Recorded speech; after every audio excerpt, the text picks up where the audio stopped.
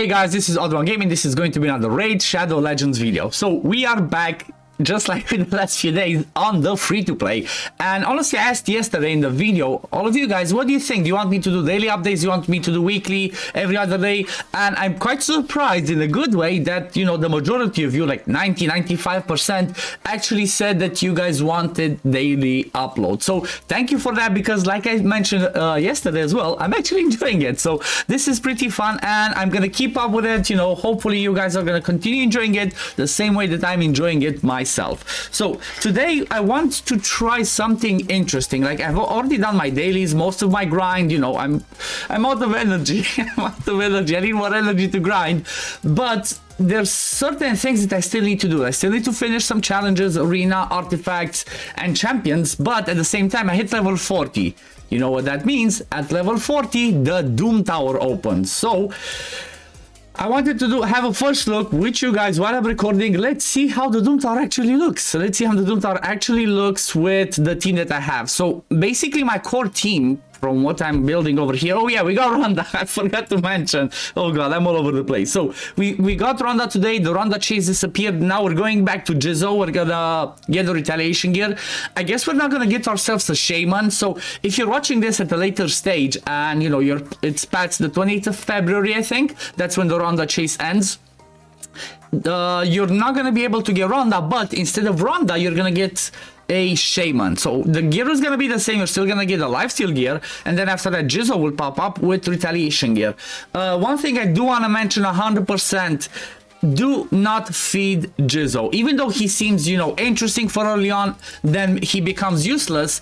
The amazing thing about him, he becomes pretty good in the late end game once you open up Hydra. Hydra's not something you want to focus on up until you get to Ultra Nightmare, Clan Boss, Dungeons 25 and all that. You're just gonna do it in the background. But Jizzo's one of those guys that's pretty amazing for the sake of that content, so do not feed him. It doesn't matter how desperate you are for food, keep this guy, because, you know, I did that on my main account a while back. On my main account, I've been playing for 3 years. I fed him, and then when Hydra came out, I wanted to test him out because he has an amazing kit, especially this provoke and then the buffs that he does on the A2. So this is something really important I want to mention. Do not feed your Jizzo. Please wait on him. Also, let's have a quick look at before we jump into the Doom Tower. I'm all over the place, guys. I'm sorry. It's been a crazy day.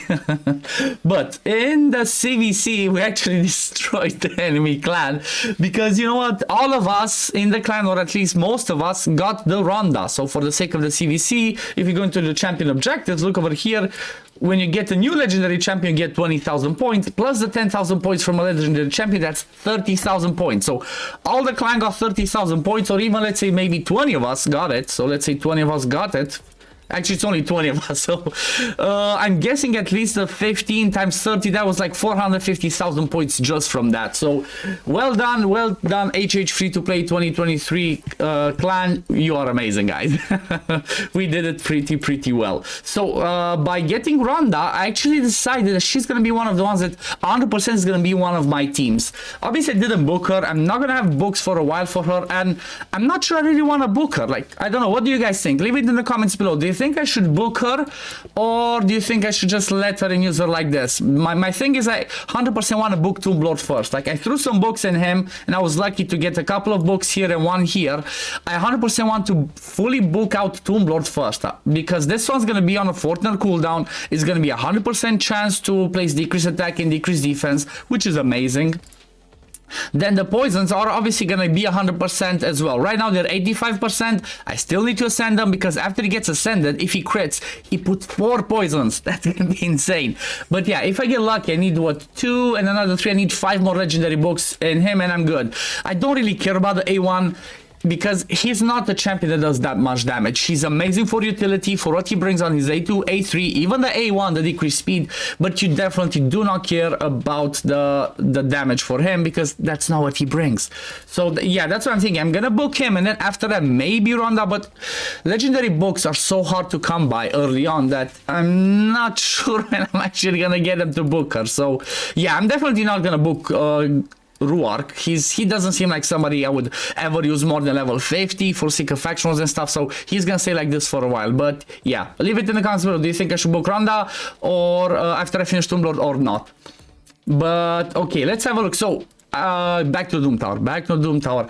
So if I go into the Doom Tower, the thing that's going to be really awesome in here, I have two options, because my core team is something like these guys, okay? These are my core team. Anax is going to be somebody I'm going to specialize for the sake of the clan boss, because he brings poisons, weaken, decrease defense, so he's going to be good for there. But in any other content, I'm not sure he's going to shine. Obviously, if I'm going to have him 6-star over other people, when there's boss encounters, he's going to be good. For example, on Dragon, he brings those poisons and so on. But for now, he's not going to be one of my next 6-star. So if I look at this team over here, I have the option of using the ally defense null battles from Ruark, which that's pretty good for him. You know what? That's pretty good. Or something that's really amazing is Tomb Lord's ally accuracy in Doom Tower by 70.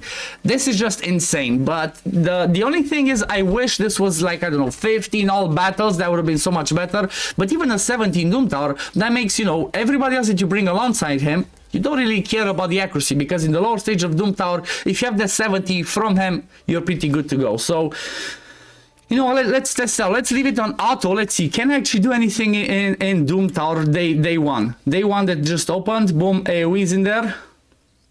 Okay, so it seems like my damage is not the best yet. I might just get stuck on the first stage, or I might be able to pass. Who knows? Who knows? The only thing that obviously would be nice later on is for me to build up, to get Jamarsa higher, like at least level 50, because if she's the one that dies, that's not really helpful. She's the reviver in here, so you know what, I definitely need to work on her. And my epic box, I first used it on her. I'm not sure if that's a mistake or not, honestly, but I feel like it's not a bad idea. She does bring an AoE revive, she does bring a heal and a turn meter boost on the A2, plus a chance to sleep on the A1. That can be pretty useful. And she has a quirky passive that, you know, after it's fully booked, every time one of your champions do an active skill, there's a chance to decrease the cooldown of that skill by 1 turn. And you know what? Early on, when when you don't have everybody fully booked, that's insane. Or if it's somebody like a shield guard, if shield guard does his A2 and that procs, he does A2 after A2 after A2, because his A2 is the AoE that's on a 2-turn cooldown. So if you proc that, or his what's it called, or the mastery that, you know, has a 30% chance to refresh it, then he's just gonna keep doing AoEs. I still need to work on him though. I still need on him an amulet and a banner. He doesn't do perfect without them. He's still pretty good. He does, you know, stage 13, the boss part of Minotaur, for example, he can solo it. He does pretty decent on Brutal Campaign, but still, I definitely want an amulet and a banner on him. So first stage done. Okay, that's good. I guess let me try and go with the defense one, because I feel like we're a little bit too squishy, and having a bit of defense help I cannot speak, guys, today. I cannot speak. Having a little bit of extra defense will help, especially for Shield Guard, because that boosts his damage. Shield Guard is a defense-based champion, so that's going to boost his damage. When it comes to the accuracy from him, the only one that might benefit is maybe Jamarsa, but honestly, I'm not that desperate to get her sleep, honestly. So I'd rather get that defense that benefits everyone, than just get the accuracy that benefits maybe Shield Guard for his decreased speed or Jamarsa, because I obviously built Tomb Lord with enough accuracy to land his stuff. So yeah, I feel like the defense one's gonna be much better. But honestly, so far, this is not looking too bad. I'm curious, can I get to the first boss and actually beat it? You know what? I'm gonna continue doing this, and then I'm gonna come back when I get to when I get to the boss, so we can look at that. But because I don't want to make this video too long, it's already 9 minutes. So see you when I get to the boss, guys. Okay, so we are here at the boss, guys. I'm not gonna lie, it took me a little bit, and I had to manual it, because honestly, I just do not have the team right now built for the sake of tackling this Doom Tower, as I only have, you know, my gear is not the best, my books are not there, my, you know, there's plenty of stuff I still need to improve on, but I managed to get to this stage.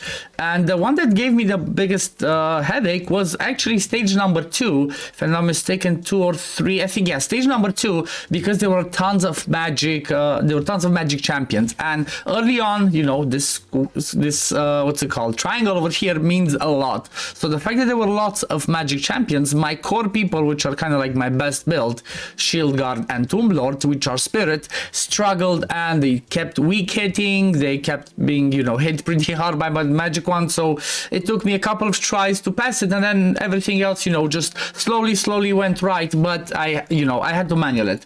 The most important thing, and the reason why I wanted to do this day one, is I wanted to get myself to stage stage number 10, because if you do the advanced quests, you get 15 silver keys daily. By getting over here, by beating this boss, you actually get yourself forge materials. So let me show you exactly which one it is. If you go into the forge over here, you get materials for this one, for the fatal set. Early on, you're just gonna get the 3 to 4 star ones, but you know what? If you might get 4 to 5 star ones, you might get some pretty decent gear. But if it's bad, you know what you can do with it? You forge it and you sell it to get silver. I'm gonna talk more about the forge at a later stage maybe, but yeah, that's the reason why I desperately wanted to try and see if I can get here, and I managed to do it. I haven't tried to beat the boss, so you know what? Let's check it out. Let's see, can I actually beat this? Obviously I would prefer to beat it on auto, and the good thing about bosses is that usually the waves before the boss, especially like on normal, I don't remember exactly if it's hard the same, but the waves before the boss part are actually easier than normal waves. So this one, if it was a normal wave, I would have to continue manualing it, but because it's the boss encounter, it's a little bit easier, so they're not as difficult to deal with. I might be proven wrong right now, but you know what, let's see, can I get there? And again, the difficult thing for me is going to be the fact that my shield card is wrong affinity to the boss. He's the only one right now that has War Master, so you know what, let's see how it happens. Even if it fails sometimes, but it still works on auto, I'm happy, because you know what, I'm gonna put it to go on auto, I'm gonna leave it in the background, go make myself a cup of tea, have lunch, whatever, and then come back to it and hope that it's dead. And something that I really want to mention is you see this shield set, you know, the baby shield set, it's the 3-star one that you get. I'm not sure if I mentioned in the previous video. It's so good. It's just amazing. It helps you take on a few of the first hits, which can be huge, guys. That can be huge. Like, if I didn't have that shield set, I wouldn't have been able to like 3-star some stuff in the campaign, but it kind of looks like I'm going to be able to beat it. So amazing. Today's achievement is we are beating the Magma Dragon. But I was just going to say that if Ruark does that, if he transfers the HP bar back to the boss, that gets transformed into a continuous heal. So I celebrated too early.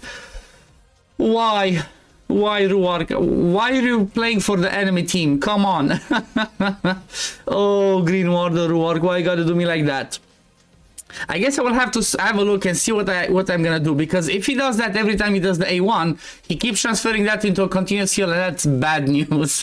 I guess I'm gonna have to drop him from the team. I will have to drop him from the team, because if he keeps just, oh my god, why you gotta do me like that? Okay, let me try and somebody else. Let me see if I just drop him and bring Anax in the team. If I drop him and bring Anax in the team, will that be enough? Let's run Tomb Lords. Let's run Tomb Lords lead and see if I can go like that, because I guess that's the best I can do. One thing that is going to improve, is going to improve everything for me, especially the boss parts, is if I'm going to be able to get my Rhonda, ascended to level 3, because on level 3 ascension she gets her passive, which gives her a 15% chance to always join the attack, and that's gonna be huge, because that's gonna be lots of damage, especially after I get her masteries and give her the War Master. That's gonna count for a lot.